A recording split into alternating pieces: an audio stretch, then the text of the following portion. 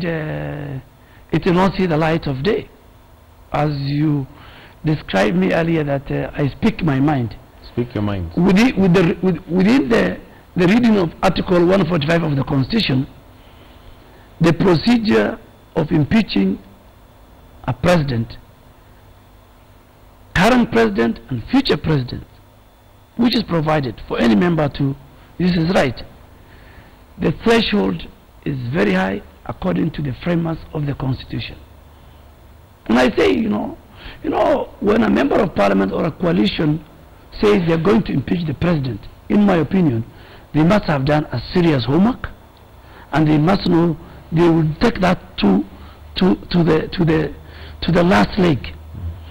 Within Article 145, impeaching a president is not a walk in the park. The numbers you are supposed to raise, the grounds you are supposed to cite, and after you secure the 117 signatures and you secure the grounds and the debate is done and a vote is taken, you need 232 members of parliament to vote for you.